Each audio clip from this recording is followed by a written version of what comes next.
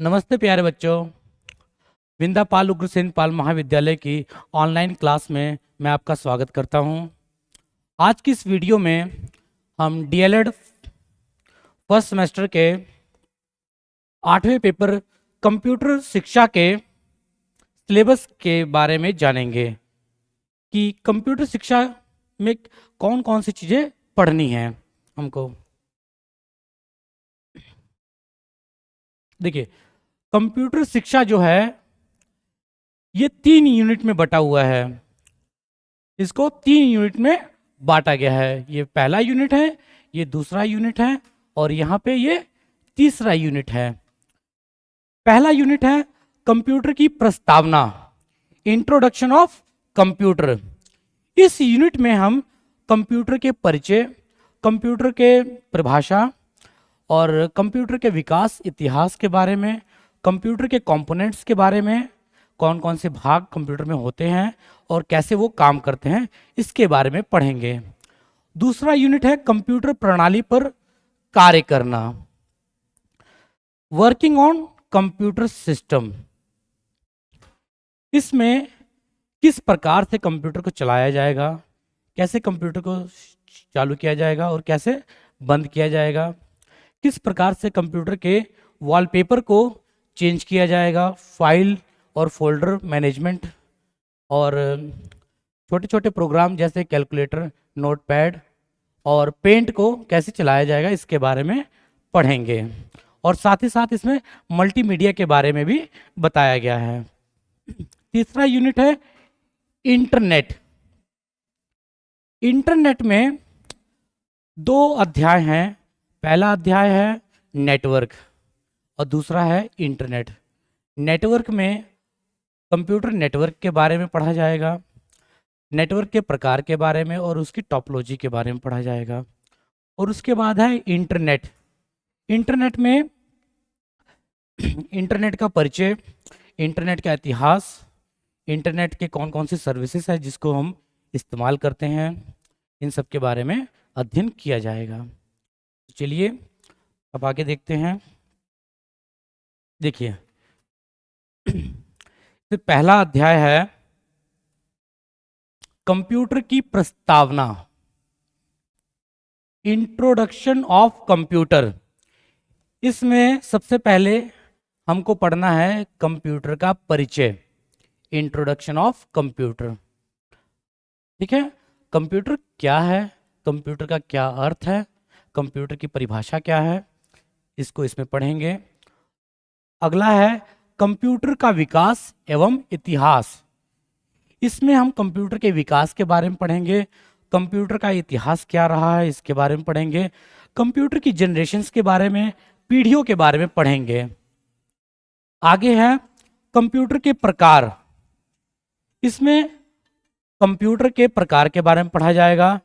Computer कितने प्रकार के होते हैं, किस किस आधार पे कंप्यूटर को वर्गीकृत किया गया है, इसके बारे में पढ़ेंगे। आगे है कंप्यूटर के उपयोग एवं अनुप्रयोग। कंप्यूटर के क्या क्या उपयोग है, किस किस क्षेत्र में कंप्यूटर का इस्तेमाल किया जाता है, इन सब का अध्ययन इस भाग में हम करेंगे। आगे है कंप्यूटर के लाभ एवं हानियां। कंप्यूटर के क्या लाभ हैं, क्या क्या हानियां हैं, इसको हम इस भाग में पढ़ेंगे। उसके बाद है अगला चैप्टर कंप्यूटर प्रणाली के घटक। कंप्यूटर प्रणाली के घटक, कंपोनेंट्स ऑफ कंप्यूटर सिस्टम।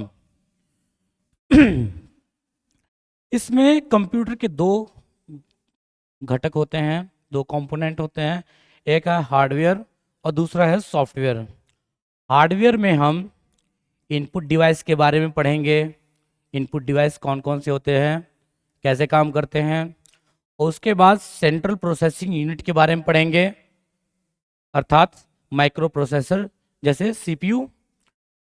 उसके बाद हम स्टोरेज यूनिट और या मेमोरी के बारे में पढ़ेंगे। और अंत में हम आउटपुट यूनिट या डिवाइसेस के बारे में पढ़ेंगे। ठीक है। उसके बाद है सॉफ्टवेयर। इसमें सॉफ्टवेयर क्या होता है, सॉफ्टवेयर के प्रकार कौन कौन से हैं, और कंप्यूटर प्रणाली का कार्य मतलब कंप्यूटर कैसे काम करता है, इसके बारे में पढ़ेंगे।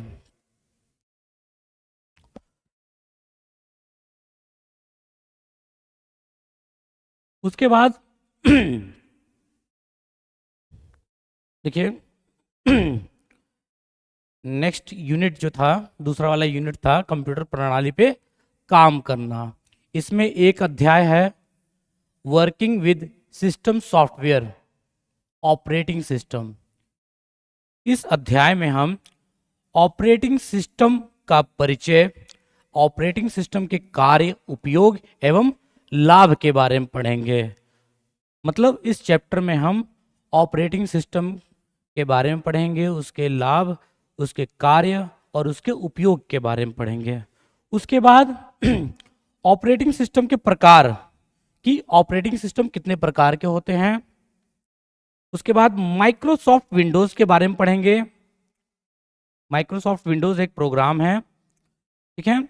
उसके बाद डेस्कटॉप की अवधारणा, डेस्कटॉप के कॉन्सेप्ट को पढ़ेंगे कि डेस्कटॉप क्या होता है, ये कैसे काम करता है।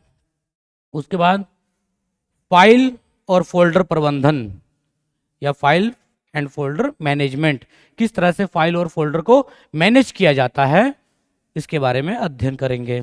उसके बाद कंप्यूटर को चालू करना एवं बंद करना, किस प्रकार से कंप्यूटर सिस्टम को स्टार्ट करेंगे और कैसे इसको बंद करेंगे, इसके बारे में पढ़ना है। उसके बाद है रिसाइकिल बिन।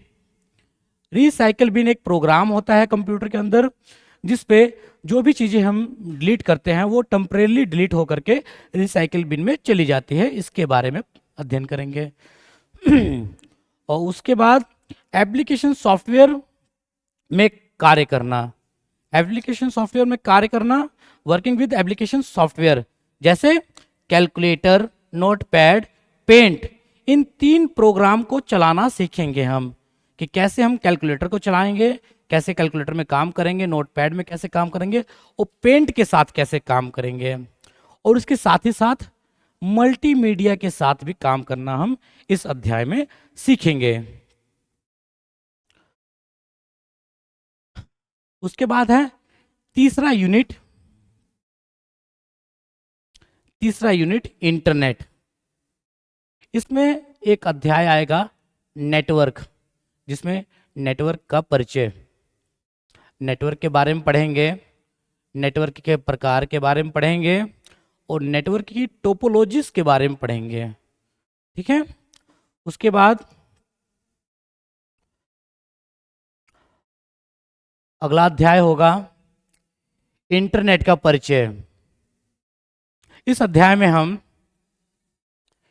इंटरनेट का परिचय, इसके घटक कौन कौन से कंपोनेंट्स होते हैं, इंटरनेट की सुविधाएं, कौन कौन सी सर्विसेज है जिसको हम इस्तेमाल करते हैं इंटरनेट पर, इंटरनेट पे काम करना मतलब कैसे हम इंटरनेट का इस्तेमाल करके किसी डाटा को या किसी सूचना को हम प्राप्त कर सकते हैं या डाउनलोड या अपलोड कर सकते हैं, बेसिक ऑनलाइन सेवाएं, सेवा का उपयोग करना, जैसे बेसिक ऑनलाइन सेवाएं जैसे जीमेल हो गई, गूगल हो गया, सर्च इंजन को चलाना, छोटी छोटी ऑनलाइन सेवाएं जो है उसका इस्तेमाल करना सीखेंगे।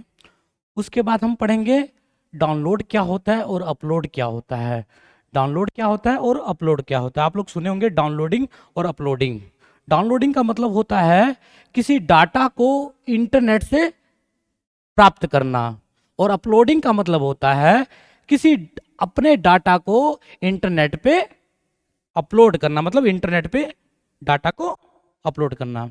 उसके बाद है डाटा सुरक्षा के बारे में, डाटा सिक्योरिटी के बारे में पढ़ेंगे। और ये रिपीट हो गया शायद, ठीक है, ये रिपीट हो गया है डाउनलोड और अपलोड, ठीक है।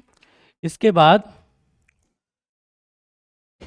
अंतिम में है ऑफिस पैकेज के साथ कार्य करना, माइक्रोसॉफ्ट ऑफिस के बारे में पढ़ेंगे। इस अध्याय में MS वर्ड एक वर्ड प्रोसेसिंग प्रोग्राम है, इसको कैसे चलाया जाएगा, कैसे इस पे काम किया जाएगा, इसके बारे में हम सीखेंगे। और उसके बाद MS एक्सेल, ये एक स्प्रेडशीट प्रोग्राम है जिसमें डाटा को मैनेज करना, कैलकुलेशंस करना, फार्मूलों के द्वारा या फंक्शंस के द्वारा बड़े बड़े डाटा को मैनिपुलेट करना सिखाया जाएगा।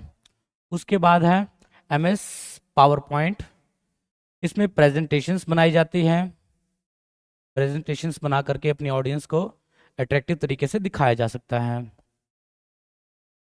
और अंत में एक और टॉपिक है साइबर सुरक्षा, कि किस तरह से इंटरनेट इस्तेमाल करते हुए हम अपनी प्राइवेट चीज़ों को सेफ रख सकते हैं। सुरक्षा, साइबर सुरक्षा के बारे में इसमें पढ़ेंगे।